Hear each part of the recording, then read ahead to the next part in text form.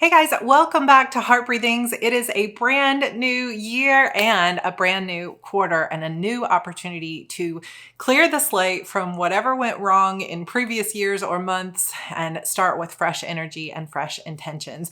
So today we are going to go over what's shifting for me and how I am setting myself up for success in Q1 and really prioritizing my mental health and what I'm doing a little bit differently with task blocks this quarter. So let's dive in.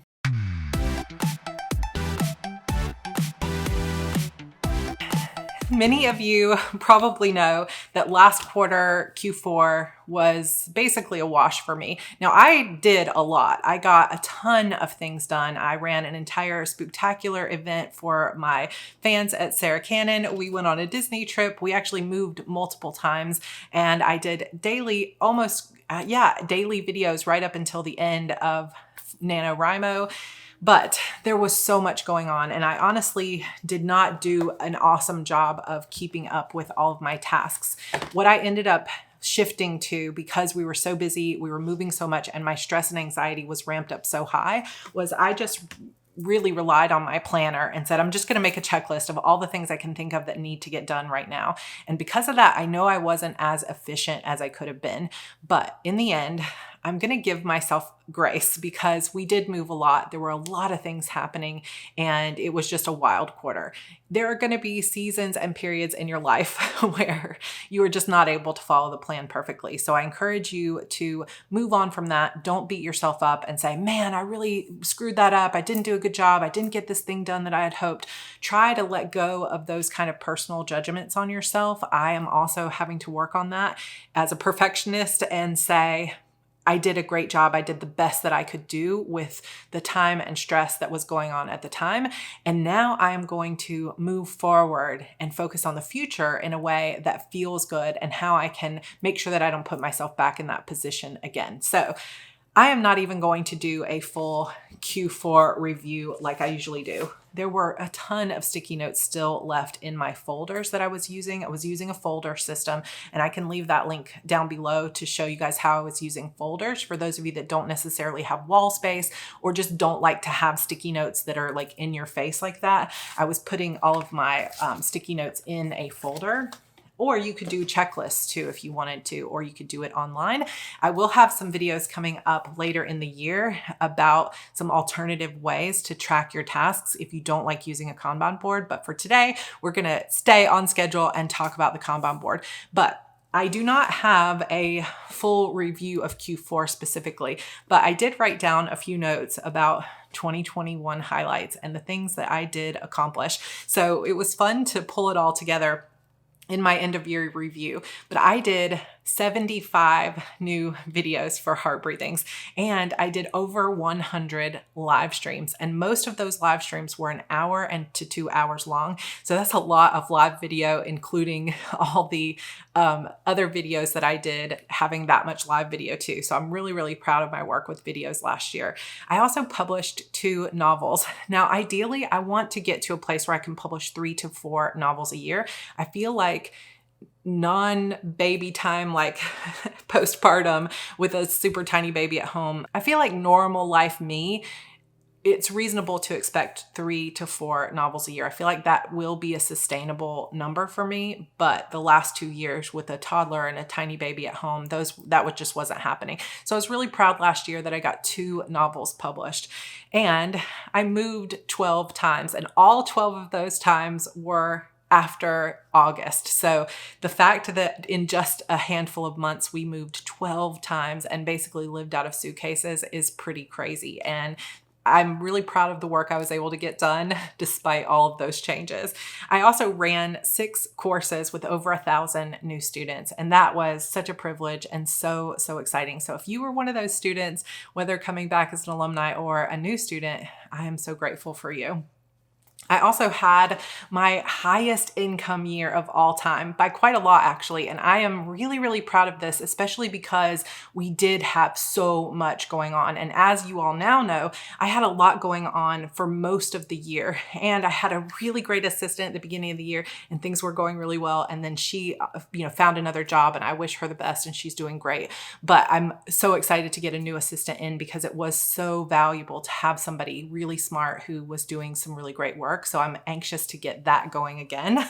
But despite the fact that I had my highest income year, I had one of my lower income years for my book sales, and I did not hit six figures in my book sales last year.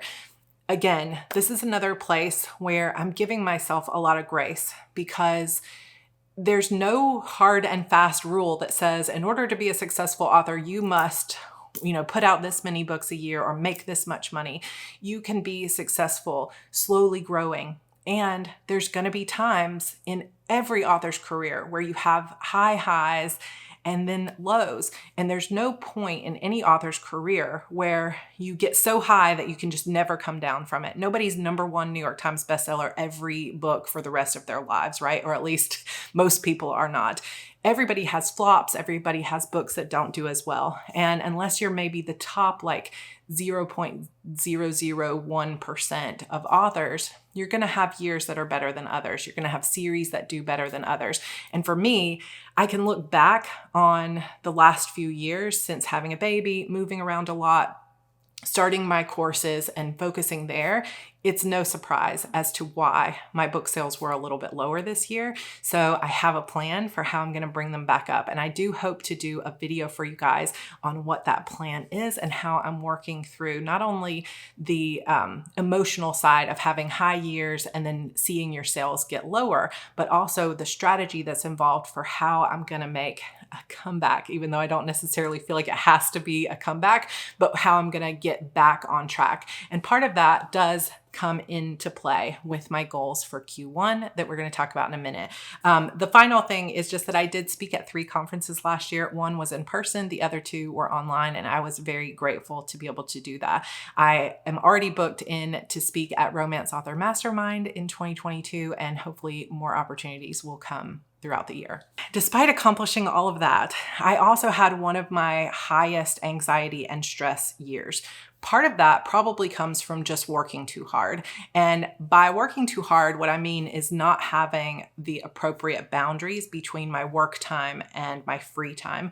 Because what I started to notice more and more is that because I wanted to be there for my students, and I have a lot of questions coming from DMs and Facebook messages, and I get a lot of messages from a lot of places. Sometimes it would be 9 p.m. at night and my husband's gaming and doing something fun and the kids are asleep. And instead of enjoying myself and having some reading time or something that I would really enjoy or would help my mental health, I was sitting in bed scrolling Instagram, reading what other people are doing, answering DMs, responding to comments, liking and hearting comments on my YouTube channel. And though I enjoy doing that stuff, it was creating a bad habit in terms of always being online. And where that really came into play, and I hope to talk about this in more detail in a future video, is that over the last couple years, because we haven't been able to have those personal connections, go fly to see people in person, having our friends over for dinner, all of those things have been limited. We have really taken a lot of our connection, especially me as an introvert, online. And so my community and the time I spend with you guys online is super, super important to me. And then when I started getting bullied online and harassed online, it suddenly took my safe place and created a high anxiety space, whereas I didn't know when I was going to get a message calling me a bad name or telling me I was a bad person or just any other kind of negative attack. And so that has been a real eye-opener over the last quarter of, my online relationships and connections are genuine and true, but I do need to step back from having my entire self-worth sort of wrapped up in the work that I do online and all my personal connections being through the phone. So I will tell you some things that I've done to change that coming up. If you watch some of my Instagram stories lately, you know what some of those changes are. But I think it's super, super important. And it's a hard thing to admit, that I've somehow created this bubble of my self-worth is tied to the work I'm doing online. I hate admitting that because I would love to be like, I'm perfect and I have super balance, but I don't have a lot of great balance right now with that. And this harassment and bullying has really brought that to the surface for me. So I'm grateful for that lesson right now, because that is allowing me to take some of my life offline and really understand that I, as a person, am more than just my portfolio on Instagram or even my YouTube channels. Like, I have a life outside of that, and I need to set better boundaries with it, which is a big part of why our family has chosen to purchase land that we can have space to grow garden and to have more time that we're going to spend outside. So I will have some more news hopefully soon about that, because we did put an offer in on a house and it was accepted. So I will share some news on that with you guys, but we will have several acres of our own, 5 full acres of our own. So we will be gardening and having more space outside. So that's a big part of my mental health.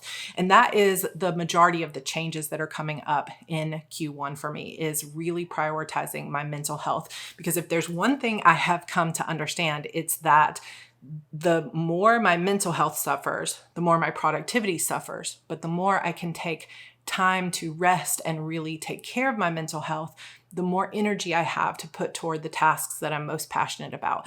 And sometimes that seems counterintuitive. Slow down so that you can get more done. That doesn't make any sense, but it is absolutely true that if, we can probably push ourselves for a short period of time, like have a hustle year where we're like bootstrapping and getting things done. But eventually it comes to a head where it's like you cannot work at that level or with that amount of yourself poured into it without taking a little bit of break or literally breaking.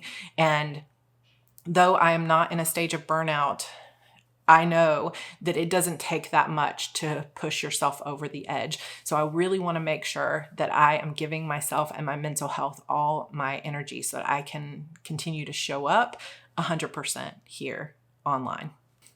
Okay, so that was a very long intro, but some things that I'm super passionate about. So let's talk about the changes that I'm implementing for myself, but also some changes that came up for the HB90 system itself. So let's talk about that.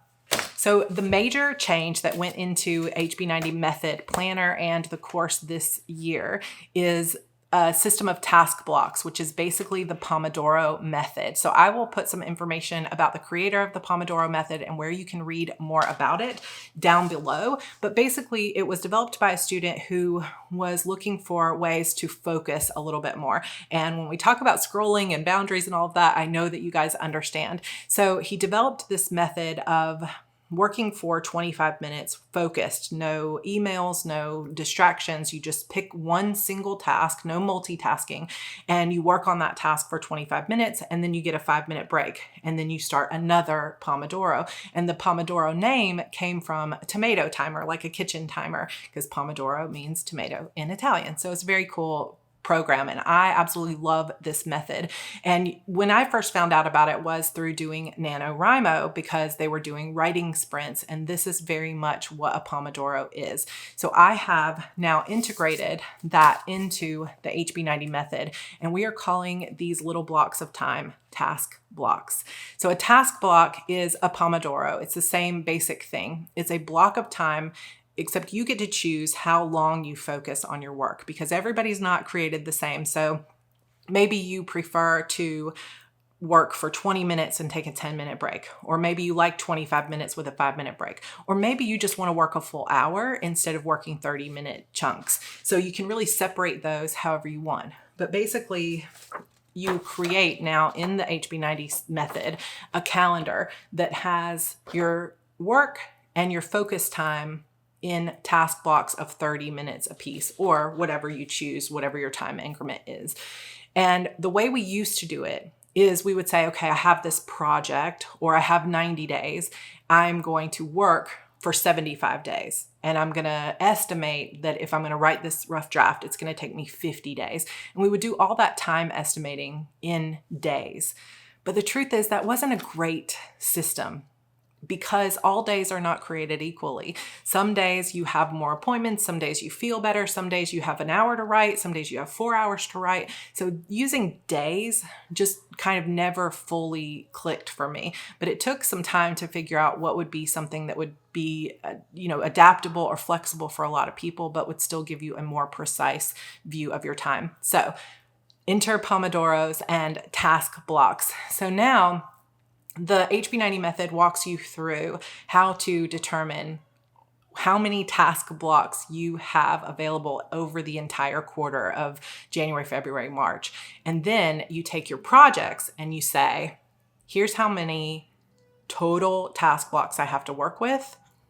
Each of these projects, I'm going to give it an estimate of how many task blocks or how many 30-minute sessions I can do in order to complete this. So instead of saying I need 52 days to complete my rough draft, you might say I need 183 task blocks.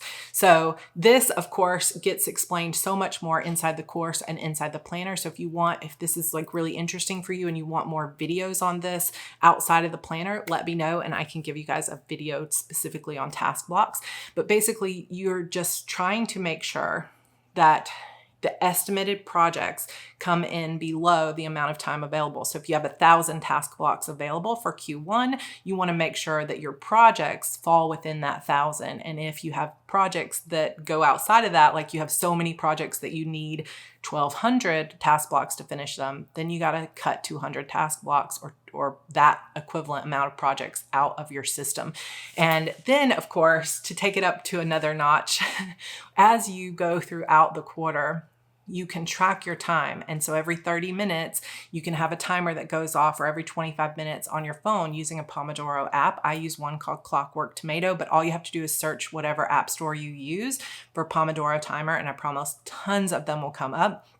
And keep those running throughout the day so that you know exactly where your task blocks went throughout the day. And that's going to make you so much more aware of where your time is going and how long each project or task actually takes. So I hope I was able to explain that in a concise enough way, because like I said, I could talk about this for hours, but I know we have a limited amount of time here on YouTube, and I've already been talking more than I intended on this. So task blocks is one big change that's coming in that will give more precise estimates and also makes you feel more in control, because it's like, okay, I'm getting this task done today and I've got 2 task blocks to do it. So you sit down, you have clarity on exactly what you're working on and how long it's going to take you.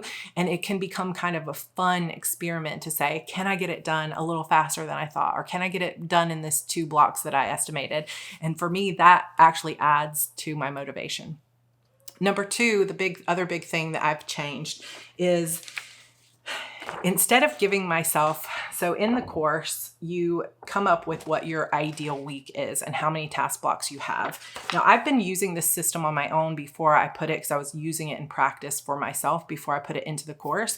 And what I decided to do this quarter was, instead of creating one week where I'm trying to do all the things, I'm making videos, I'm writing my book every day, I'm doing a little bit of all my goals every single day, I decided to change it up. And instead, I'm going to have basically weeks that are dedicated, like theme weeks that are dedicated to specific groups of tasks. So I have 3 separate types of weeks arranged differently. So let me show you what that looks like on paper. Okay, so I'm just going to briefly give you an overview of what it looks like and what I'm doing a little bit differently. So I'm not going to go into a full explanation of all the task blocks and what I'm doing during these times, but if you guys want to see a more detailed video about how I decided how I was going to spend my time, just let me know and we'll make time for that later. But basically, in the HB90 method now, you get a chance to figure out what your sort of ideal weekly schedule is. And I really encourage you to go into this with a view for what you're actually doing, not like, well, I never get up and do a morning routine, but I'm going to get up and do it this time. Or, like you really want to factor in time for eating meals and spending time with your family, gaming, free time. And you don't want to, like, if you work a full-time job, you don't want to say, well, I work till 5:30, but I'm going to start working right at 5:30 on my goals, because you really need to think about how your day goes. Do you actually need a little bit of a break time before you start working? So you need to factor that kind of stuff in for yourself on this schedule. But basically, this is a new sheet that went into the HB90 method that goes from 6 a.m. to midnight and has all of the hours of the day separated into 2 blocks of a half an hour each, then I know, just because of the way I'm trying to arrange my schedule, that I'm going to do Pomodoro. So this first little block will be 25 minutes of focused work time with a 5-minute break, and so on throughout the morning. So you just arrange it, you figure out how and where you want to spend your day. Now, the first time I created this sheet, I didn't have it color-coded according to my goals because I didn't know my goals yet. I was just very broadly determining where do I have time to work on my goals. And then later, once I set my goals, I came back and made a new sheet. But this is where things are a little bit different than what I even recommend in the course, just because I want to try something new for myself. I have been trying for a long time to be the kind of person that is like, I write every single day. I also work on my videos every day. I get my email checked every day, and I'm doing like a little bit of everything, like a little taste of everything every single day. And having that kind of routine doesn't work as well for me because I tend to be somebody who likes to just really hyper focus on something. So I tend to work better when I can work in really big chunks of time, like 2 or 3 hours or even an entire day on a single task until it's done, rather than doing a little bit of this task, a little bit of this task, a little bit of this one. And so I'm going to lean into that this quarter and just try it and see if it works for me. So for that purpose, I have actually created 3 versions of this schedule. And each week has kind of a different theme. The first week is what I'm calling a normal week. So this is that kind of week where I'm mostly doing like administrative tasks. And so I'm doing a little bit like some of my coursework or goal number 3 here, a little bit of goal 1 here, a little bit of goal 2 here, you know, whatever. And so I've got a little bit of everything here. And that's kind of like my normal week, but it leans very heavily on admin tasks and things like reading, doing courses, working on big ideas, and then kind of doing a little bit of plotting on my story, but mostly administrative tasks and fun time. My week number 2 example, you can see has a lot of purple because that's my writing, is a drafting week. And so instead of trying to write 1,000 words every single day, I'm going to lean into my own like natural desire to really binge write and say, instead of writing 1,000 words a day, I'm going to go for an entire week and I'm going to write like 50 hours in a week. So you can see in this example drafting week, I'm writing 104 task blocks in a single week. If I was writing a 50,000 word book, I could probably write the entire book in a week. But the only way this works is if I've also spent this time plotting and getting my note cards done during the normal weeks. So I have to wait and see kind of how it goes. But I'm hoping to do 3 drafting weeks every quarter. And I think that if I can do that, I can write at least 3 books this year. Fingers crossed, that's what it's going to be. But you can see, so goal number 2, which is heart breathings videos and stuff, I only have 1 little meeting here. Everything else, this entire drafting week, I'm not doing any tasks other than some like administrative things and evening routines. But there's no like, I'm not making or editing any videos. So I will need time to do that as well. So my 3rd week example is a batching week. And you can see how this one is really heavy on goal number 2, which is the pink goal, because this particular week is all about batching. Maybe I wrote here like maybe 11 up to 11 videos in a week. It might end up being only 5. We'll see what it ends up being in like once I actually get into it. But having like on Monday that week, writing all my outlines and making my editorial plan, and then recording the first couple videos, a couple more the next day, and getting some more tasks done like newsletters, outlines, you know, blog posts and things like that, and kind of recording in the morning and then doing social media batching. Now on this particular week, I do give myself Wednesday afternoon off because I know that recording that many videos just takes a lot of energy. So I probably need a little bit of an extra break, do something fun. Maybe we could go to the zoo or do something like that. And then I also have a lot of time in the evenings for just fun, you know, taking time off. Whereas on my batching weeks with my writing, I need those evening times because when I'm really focused, I write really well at night. I just like being a night owl for writing. So on these weeks when I'm batching and when I'm having normal weeks where I'm not writing, I've really set aside pretty much from 5:30 p.m. every day on for gaming, reading, family time, exercise, that kind of stuff. So this is the 3 types of weeks.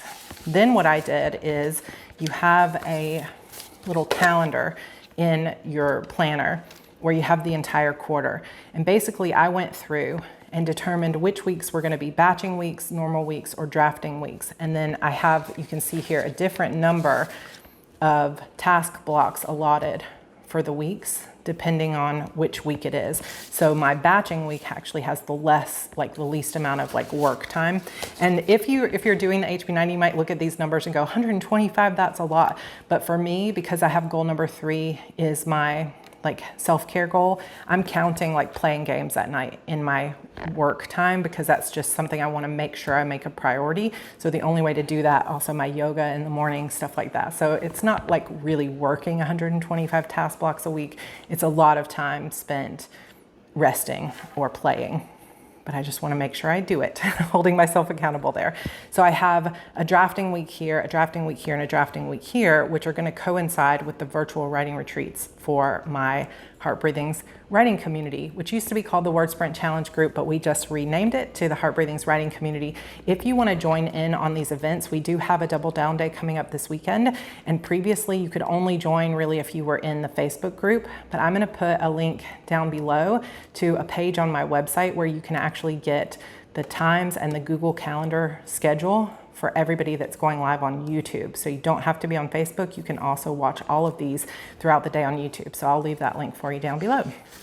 So those are my 3 weeks. If you want to see a more detailed, I know this looks like a lot of little numbers and things like that. I like to get very detailed and specific. If you want to see a bigger breakdown of this and what all these little dots and everything mean, let me know in the comments, and make sure you hit that thumbs up button down below so that I know you enjoyed talking through this. But basically, once I have these task blocks figured out, I know how many task blocks I'm going to do per day and what I'm going to be spending them on. So goal number 1, I spend 9, goal number 2, 3, goal number 3, 6 task blocks per day.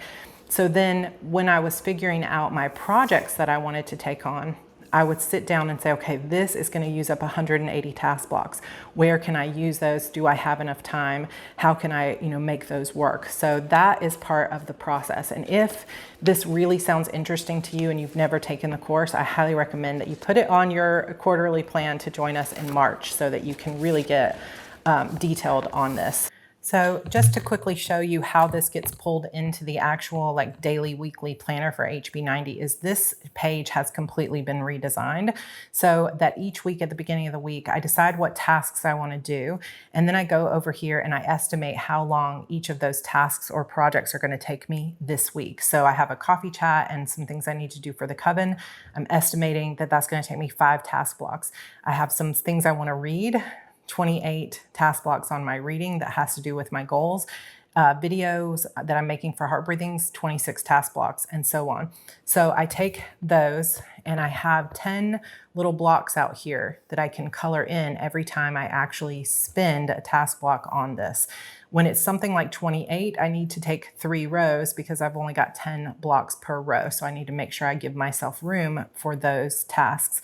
Then I also identify how many available task blocks I have for the week. And then once the week is over, I'm going to go through with my color code here, and I'm going to count up how many task blocks I actually used for goal number 1, which is purple, how many I used for goal number 2 and 3. And later, I'm going to make sure at the end of the quarter to keep track of all of these task blocks and how well I did versus my estimate and my actual work. So that's how it carries into the planner. I also am using the planner to put what my non-negotiables are for the day and also do a little bit of work on which task blocks I had available, how many I used, whether I followed through and all of that. And I'm really leaning into this inside the actual planner, but you could do this in any planner, but hopefully that gives you kind of an idea of how I am tracking it. So that's the biggest change. This week for me was meant to be a batching week, and I'm already kind of off to a bad start because we had to go look at the house, and then we're signing all this paperwork and doing all these things. But we'll be moving into this house if we end up actually getting it and everything comes through mid-February. So I've got to probably make some adjustments to my plan, but I'm going to do the best I can and really use this quarter as an experiment and see how close I was able to stick to these things. But I am very excited to get my sticky notes up on the board. So let's do that now.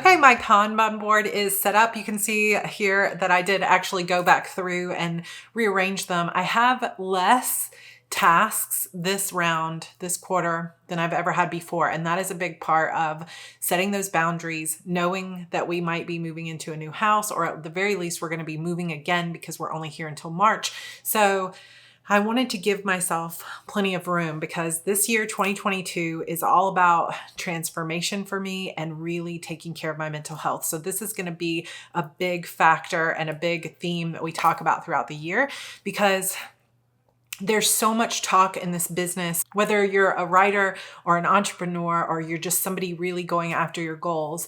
There's so much talk about hustling, about getting things done, about, how much did I get done? How can I be perfect? How can I be better? But the truth is, you're never going to get to that place that you want to be and be able to stay there if you're not taking care of your mental health. And it's just not something that we talk about enough, because it can feel very vulnerable to talk about how you feel like you're alone, or that you feel like you're struggling with anxiety and these kinds of things. And so I'm just making a point to really talk about those things, because it is possible to be successful and happy and still have anxiety and things that you need to improve. This is just normal human life. And I think sometimes we look at what is going on Instagram and we assume those people are perfect, or if somebody's got a problem, they're a complete mess. But there's actually a lot of nuance there in between. You can be enormously successful, working toward your goals, really making a difference in your own life, and still have days where you find it hard to get out of bed. And I want to normalize that, to let you know that, not that I want anybody to be laying in bed having anxiety, but that it does happen. And we just continually need to know that we're not alone, and that it is worthwhile to keep working through it and pushing through it. And that we all go through this. So if you're struggling with anxiety, just know we're all in this together. Okay, so now that I have those set up, let me tell you what my goals are for this quarter. So I'm doing something a little bit different with my goals as well. Now, my goal number 2 is kind of the same as it always is, which is my Heart Breathings goal, where I have like an Instagram and a newsletter. They're like number goals, but goals 1 and 3 are where things are a little bit different. So I'm going to turn the camera around and show you these goals real quick. Okay, we're just going to briefly then look at the goals that I set for this quarter. So for goal number 1, this is always my writing goal. And sometimes I focus on sales or income or how much I want to write and that kind of thing. Well, this quarter, I'm not putting that kind of pressure on myself because we might be moving and all these other things. So I'm instead focusing on my goal to build a strong runway leading up to the release of Shadow Demon Saga Book 12, which is the final book in the series, by completing 70, 80, or 90% of my projects. So once I determined how many projects I have to do, now I know how much of those I have to actually follow through on and commit to and get done in order to hit goal number 1. So it's not a goal like I'm trying to make this amount of money. Instead, it's a follow-through goal. In order to follow through and feel successful with goal number 1, I just have to do the work. And the reason I did this is because I don't want to focus on sales or income right now. I want to focus on follow through and commitment, especially because I have a lot of little admin things that I want to get into place as I finish this series so I can have a really good launch for this final book. So plus I have to write the final book. So that's my goal number 1. Goal number 2, like I said, is kind of what it always is, to continue to produce quality content on Heart Breathings in order to grow my community and income. So then I have numbers here. I'm trying to get Instagram to, I always set good, better, best, 11, 12, 14,000. My newsletter to 17,000 or higher. My YouTube channel to 52,000 or higher. I have a goal for my Etsy income and my course income. And I chose this because I want to continue showing up for my community 100% and to continue growing. Then the final goal is also something a little bit different.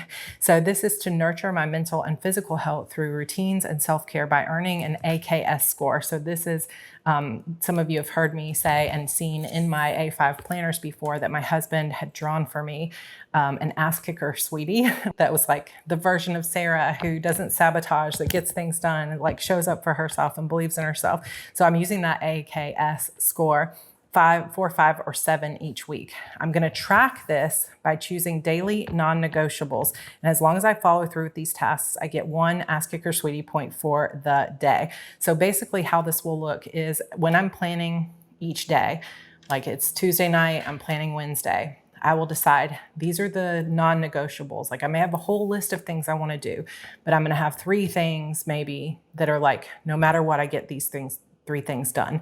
And if I get those done, then I get a point for the day. And I'm trying to get at least 4 points every week, hopefully up to 7, and really begin to follow through. So you can see this is also a follow through goal. And I do have projects in relation to this as well that are going to support my mental and physical health that are not necessarily a factor in that score, but it just kind of fits under this umbrella of taking care of my mental health. And I did this because I need to foster creativity, joy, and mental health. Self-care, commitment is the key.